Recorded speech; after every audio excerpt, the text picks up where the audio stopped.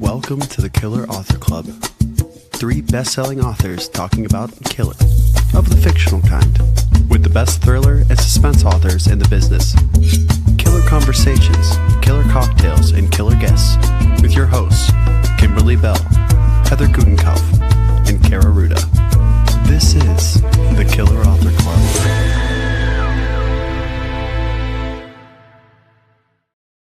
Hello, and welcome to the Killer Author Club, your favorite haunt for all things murder, mystery, and mayhem. We love it when one of our own killers is in the Killer Author Club hot seat. So tonight we've got our very own killer, Kaira. Is it this way? Yeah, this way. Here to talk about We Were Never Friends. So grab your list of questions, your poison of preference, cocktail or a mocktail, and get ready to kill the lights. I'm Killer Kimberly Bell. And I'm Killer Kaira Rouda. And I'm Killer Heather Gutenkopf. And before we dive into Killer Kaira's killer book, a couple of quick PSAs. Tonight's show will be available this Friday as a podcast with bonus content just for listeners. Find the links at killerauthorclub.com. And while you're there, make sure to sign up for our newsletter so you are the first to hear all our killer breaking news. Also, don't miss this Thursday's Instagram takeover with Wendy Walker. She is a killer alum, and in case you didn't know, Wendy has tons of experience as a competitive skater, and she's tapped into that for her latest novel, Blade. She will be skating into the Instagram clubhouse on Thursday, so pop in with all your burning questions, and yes, there'll be giveaways. So now, Heather, would you please introduce our killer guest? I would love to. Our very own Kaira Rouda is an award-winning USA Today and Amazon charts best-selling author of contemporary fiction that explores what goes on beneath the surface of seemingly perfect lives. Her novels of domestic suspense include Jill Is Not Happy, The Widow, Best Day Ever, Beneath the Surface, option for a feature film, among others. And her work has been translated into more than a dozen languages.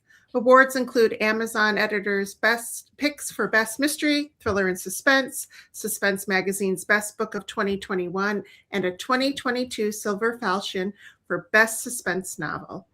Prior to writing novels, Kaira was a journalist, society columnist, and magazine editor, as well as a marketing executive. She lives in Southern California with her family.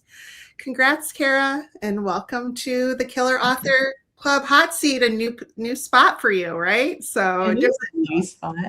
Yeah. We've missed you in the hot seat. Yes. Hey, I'm back. It's been what, like 4 months? Right. It's getting redundant. Sorry about that. But I'm back. So we're always so excited for a new Kaira book. So you have to tell us all about We Were Never Friends. What's it all about?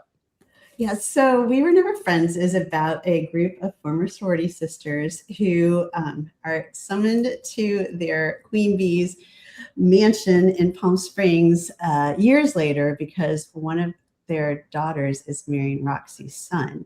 So it's the reunion nobody wanted, but everyone deserves. And then bad things happen. Of course. Yes. Well, readers, get chatty. Drop your questions for Killer Kaira in the comments. But first, Kimberly, what are we drinking tonight? Tonight's drink is a sunrise margarita. Yes. Kaira, please tell us why you've chosen this as your drink tonight. It sounds delicious, by the way. Yeah, when these women first got together, it was their senior year in college, the last time they went to Palm Springs, and they stayed at a place called the Desert Sunrise, and they were famous for their margaritas. So that is what inspired it. So they were at college spring break, living it up and drinking Desert Sunrises. Does that place really exist? No, it doesn't, but it seems like it should. Yeah, I'd go there. I'd stay there. I know, like a pool in the center, like old. Love it. Oh yeah. Yes. Well, cheers. Cheers. Cheers. To another fantastic read. Mm-hmm. Thank you. I know we're all drinking water. I know. Well, we created the Killer Author Club so readers like you could get up close and personal with their favorite killer, thriller writers like Kaira. This season's lineup is stacked with the killers Lisa Unger, Danielle Gerard, Will Dean, Deborah Goodrich Royce, and so many more. For dates, times, past episodes, etc., surf to killerauthorclub.com. But tonight we are talking about We Were Never Friends, and here's what some of Kaira's early readers had to say. A reunion goes horribly and thrillingly wrong. This fast-paced, entertaining read will delight fans of May Cobb and Geneva Rose. That's from Library Journal. And I see right on the cover, Sarah Parker says, lush descriptions, outrageous characters, and corkscrew twists make this a deliciously fun read. Very cool, from Killer Sarah. Then Kathleen Barber, author of Sisterhood Above All, says, secrets and betrayals abound in this twisty tale of sorority reunion gone very, very wrong. We Were Never Friends is a delightfully juicy reminder that secrets can lurk behind even the glossiest of exteriors. So, Kaira, we already know you to be a devious and ruthless killer. So now we need to know the answer to the killer question. How do you kill? Oh, that's so fun because I didn't look ahead this time, you guys. So I wanted to be surprised. It's on the fly. Yeah. So, I mean, I've had the opportunity to listen to all of our killer guests answer the who, what, why, how question through the years. And so I want to try to be original, but how I kill, I like to kill secretly is how I like to kill. I like to kind of kill and then skedaddle away before anybody realizes. So I guess, that would be the answer. Yeah, that tracks with your books. I agree. Yeah. So, so that's, I haven't had that question before. So that was fun. I also was noting when you were reading the people that blurred my book, which was so kind, that you two are both on the back cover. So yes, there's a lot of Killer Author Club in this book. I mean, not literally. Not literally. Not literally. Yeah, no. We're always lurking. Yes. And we are Get away friends. from us, Kaira. Yes. We are friends. We're not never friends. Yeah. That's right. Oh my goodness. So the setup for this book is irresistible. So 5 former sorority sisters, a glamorous Palm Springs house, and secrets from their past that are about to explode. What came first for you? The setup, or some of the characters, or the twists? Usually I have a character pop into my head. In this case, it was Beth. And I personally have been going through weddings, a lot of weddings in my household. So I knew that there would be a wedding element in it because, my daughter and I survived her wedding. It was great once it happened. And then my son was married as well. Now I have another child engaged. So, it's wedding season over here. So I knew that would be some kind of a hook. So I had Beth and her daughter Celeste in my head. And then I've been getting my MFA in Palm Springs, and so I've been getting to spend time in the desert.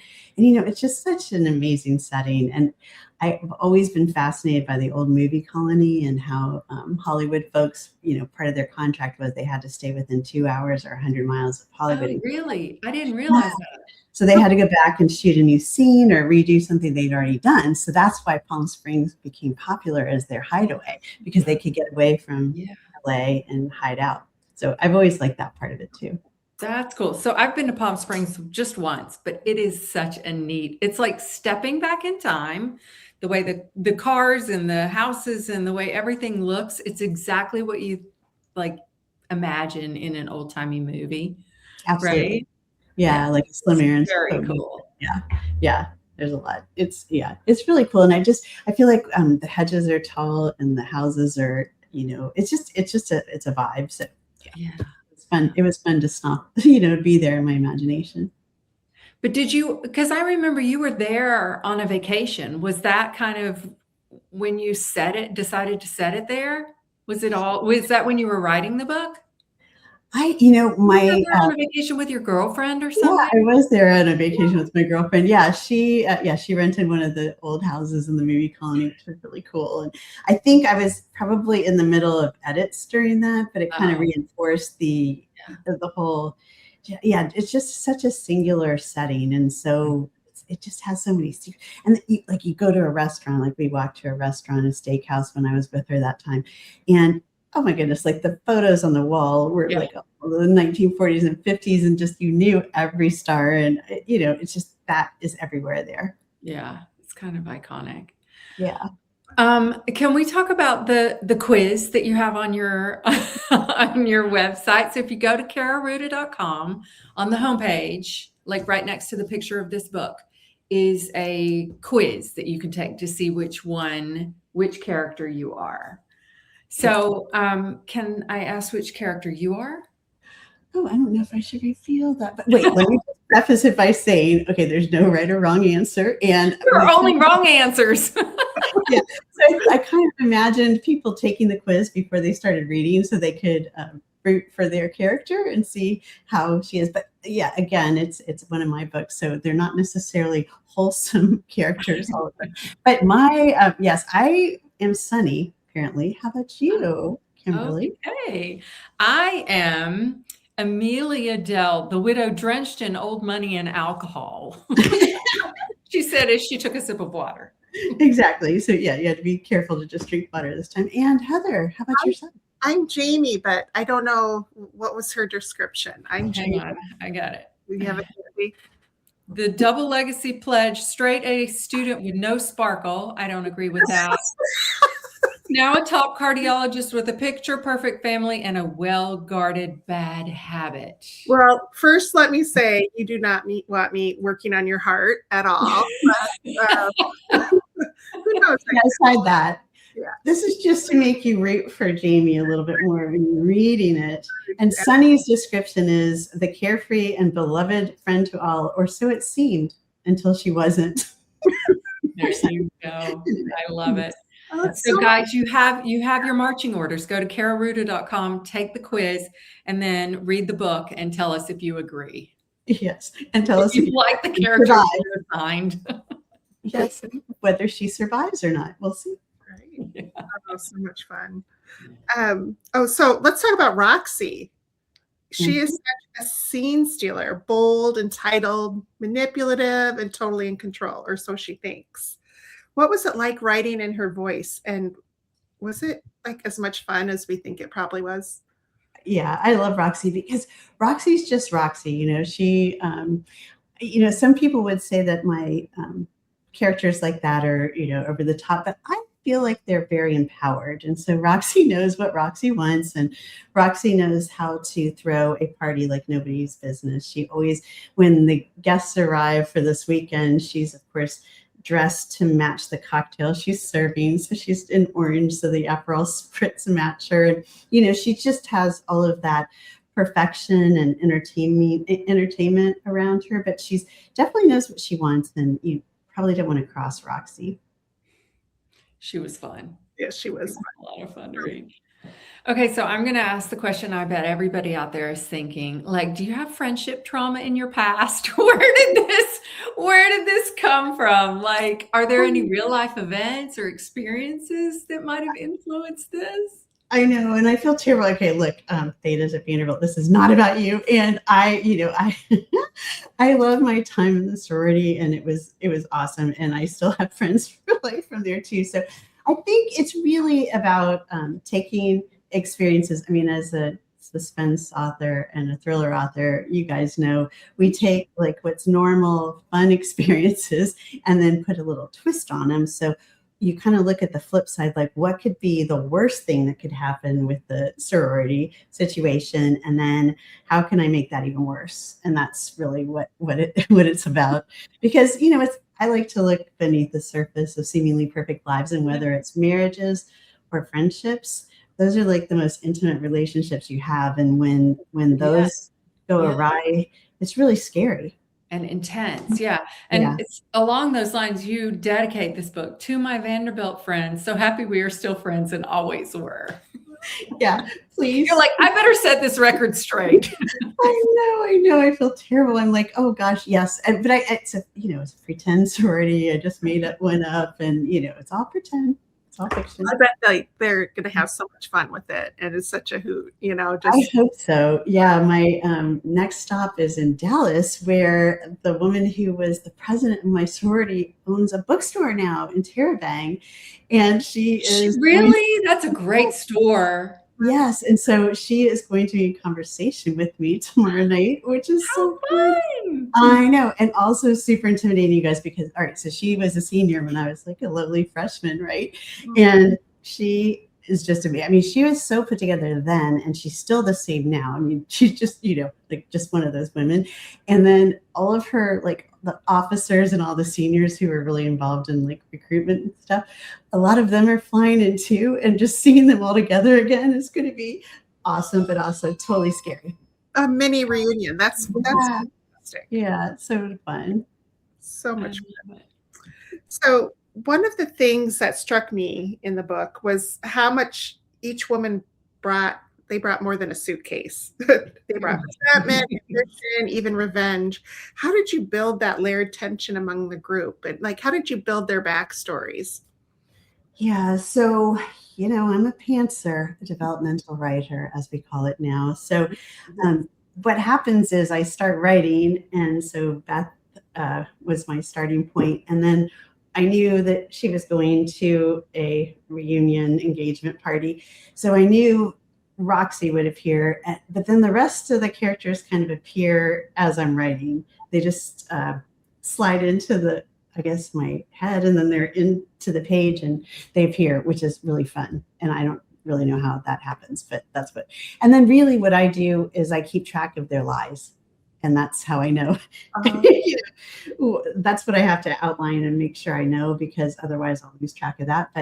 And I also keep track of who's speaking when, because you can't have somebody stealing the show, although Roxy would have wanted to be the one talking all the time.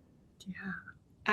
It kind of blows my mind, especially with this many characters, like how you do that and how you can keep it straight in your head and not write yourself into weird corners. And it's just so fun. I don't know. I mean, when it's working, it's working. Are you a visual writer? Like when you're writing, do you see it happening, or do you hear it? Like, or is it all a little bit of all, or what? I think I see it. I feel like, because I'm in that character. I mean, my husband says I make faces of who I'm writing. So yes. I know. My kids say the same thing about me. They're like, "Oh, she's writing. Look at her face." Right. And then, and luckily, which is why I cannot write in public, because I would be making a fool of myself. I would be too. I know my daughter always writes at coffee shops. I'm like, I could not do that. People would be like, "Look at that woman over there making those weird faces." She's talking to herself. And exactly. Yeah. So I guess I'm doing that. I'm probably acting it out, in some way. Yeah, I do that too. Like I'll shut my office door, and Lolo's the only one who can see me, but I'll be speaking the words and hope that nobody walks by. Yeah, which is weird and also fun, and that's like what we like to do. But for me, I feel like that's when I know I've nailed a character. Like I've gotten the handle on the person I'm writing, right? When you start hearing them, when when they like speak up about stuff that doesn't really have to do with the book, or they're in their ear like, I'm going to do this next, Yeah. Or when they come to you like in a shower thought, or when you're in the middle of the night. Always when it happens, right? In the shower, the most inconvenient place. Yeah, exactly. So I love it when they're talking. And really with these women, it was about letting everybody have their say, because I mean, for example, Jamie, she didn't want to speak that much. And so I had to like force her onto the page. Right. So, some people are more shy. Yeah, like Heather, they're gonna force her. Get on out there. Well, then I have to ask too, is because you're not you don't plot everything out, and do you have characters just show up out of the blue? Like that happened to me recently with my work in progress. I'm like, darn it, there's another character that just kind of flew onto the page, and now I build her in. Does that ever happen with you, or did that happen with this book? Yeah, I don't know that I knew that Amelia was bringing a +1, because Amelia wasn't invited, and then also brings a +1. So she's a rule breaker, that one, and so she did show up with a date, and which ended up turning out great. But I don't know that I knew that he was going to be. I did know that there would be a character and pickleball would be involved, but I didn't know when he would show up. Well, Heather, I've had that too, though, even though that I plot everything out. I think characters who fly into the story and will not shut up need to be in the story, right? Like this guy shows up as her plus one. And you're like, what are you doing here? Well, okay. I know. Let's And he go. was important. Yeah. It's really important. And I think too, like when you go with it, like that's kind of that magic something or other that says like that you're letting your subconscious free to have that happen. I think that's so fun. I think that's so fun. Yeah. Yeah. Especially when your subconscious works with you instead of against you. Yes. Do you ever have those moments though that you're like staring at the screen and everybody goes quiet and you have no idea what's going to happen? Knock wood, not so far. No, not really. It's amazing. Well, I mean, I should say like that's when I'm in the story. Like if I'm actively writing a story, then usually they're all, kind of sitting on my shoulder waiting for their turn. I mean, I would say if I'm about to start something, maybe that would happen, like deciding who wants to talk first or, all that kind of thing. Yeah. But once I get going, you're lucky. It's usually the writing part when they go still on me. I'm like, hello. But at least you have an outline then. Yeah. That's true. I can make them talk. Yeah. So you know where you're going. I don't know where I'm going. So they kind of have to show up and tell me. Yeah. I love it. It's weird. Isn't it? So weird. Well, so I think we have time for one more. Yeah. Let's talk about you. Your books are always funny, but in a really dark way. So humor plays like a big role. First of all, how does that happen? Are they just funny in your head? But also, because it's also about like murder, right? And betrayals and all these, serious topics. So how do you balance the humor with the more serious themes? Yeah, I would say, I guess to me, the dark humor, when I see my characters doing it, it's usually to distract you from what they're actually up to. Oh, that's a good one. Yes. Yeah. So if somebody's cracking you up, they're probably up to no good on the side. While you're laughing, they're off sneaking away doing, something scary, probably. Yeah. But I don't know. I feel like some of them have, need more dark humor to maybe keep you from seeing what they're up to. And then some of them are more pure in this book. I mean, not everybody's pure in this book, but there are some good-hearted people in the book. Yeah. And it also makes it fun to read. Cause like I said, it's, some dark subjects sometimes, and then it lightens things up and, Good. I hope so. I do I want people to be able to read my books quickly. I mean, it's not going to be, hopefully not trying on your time, but also, if you chuckle along the way, I really like that too. So yeah. Yeah. Well, they definitely do. We definitely do. All right. So it's giveaway time, y'all. Kaira's giving away 3 copies of We Were Never Friends to lucky US viewers for a chance to win. Answer this question. It's a tough one. So we've made it multiple choice to help you get it right. What kind of books is Kaira particularly known for? A, happily ever rom-coms. B, cozy, humorous mysteries. C, page-turning suspense novels that explore the dark and often creepy stuff going on below seemingly perfect lives. What could it be? What could it be? I don't know. Wow, that's tough. Drop your answer in the comments, guys. All right. Well, and the Killers, we are huge fans of independent booksellers and want to send them all the support that we can. And Kaira has chosen Laguna Beach Books in Laguna Beach. Kaira, tell us why you love this bookstore so much. Well, it is my local indie, and it's so important to have a bookseller in your town. It's just we're so lucky to have them. And so Jane and Sydney and everybody at Laguna Beach Books has been really great, and I will be there, I think, at the end of February to be back in the store again. So it'll be fun.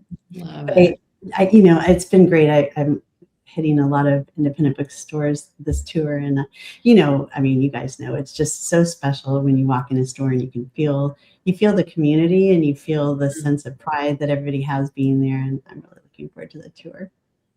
Very fun. Well, we'll be dropping the link in the comments so you can order We Were Never Friends along with anything else on your wish list. Yeah. Yes. Mm. And obviously, the Killers love to read, and we love it when you share what you're reading in our Facebook group. Those are some of the most popular posts, too. So put your pictures on there, write reviews, ask for recommendations, give yours.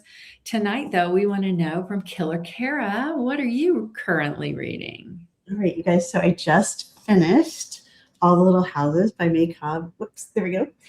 It's Little House on the Prairie, kind of a nod to that, like that goes horribly wrong. And it's vintage May Cobb. It's really great. It's these characters from Texas. It's really fun. It's a great book. Finished that, and then I am diving into Lisa Unger, who is going to be on Killer Author Club next. Serves Him Right, and I can't wait to read that. Yeah, she'll be on in 2 weeks. 2 weeks from tonight. And I get to see her on tour, and I get to see May on tour too in conversations. I'm jealous. So fun. Have a great time. Well, speaking of great books, we have 2 fabulous new releases we want to celebrate tonight. First up, we have Good Intentions by Marissa Walsh. Good Intentions is a slyly twisted and deeply provocative psychological suspense debut about a luxury event planner who becomes obsessed with a woman she encounters in a hospital waiting room. And it's very good. I did get a chance to read that one. So lots of fun. And then we also have one by an iconic author, Jigsaw by Jonathan Kellerman.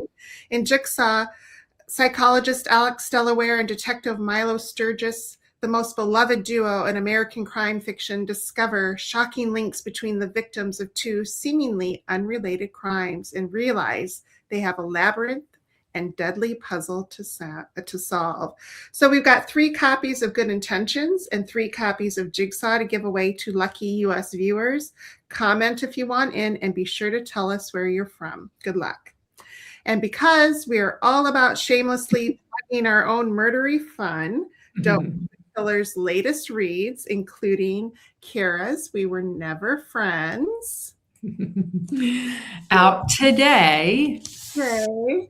And speaking of deadly parties, Heather is serving up the perfect hosts, an over-the-top gender reveal party that explodes in more ways than one. And Kimberly's taking you on a deadly European getaway in the expat affair. 2 Americans, the glittering diamond trade, in danger in Amsterdam. And we also want to say a big killer thanks to Book Reporter for sharing the murdery love. Stay up to date on bookish news and events at bookreporter.com. That's right. So, Kaira, tell us where our listeners and viewers can find you. Well, you can find me on the road the next 2 weeks. So if you are, Dallas, Nashville, Jacksonville, Palm Beach, St. Pete. Anyway, the whole tour schedule is on my website, KairaRouda.com, along with the quiz to find out which sorority sister you are. So I'd love to see you on the road, but mostly just online. I am on Instagram and Facebook, and right here on Killer Author Club every other Tuesday. I love it. Well, good news. You survived the Killer Author Club. You know, it's a good day when that happens. Right. It is.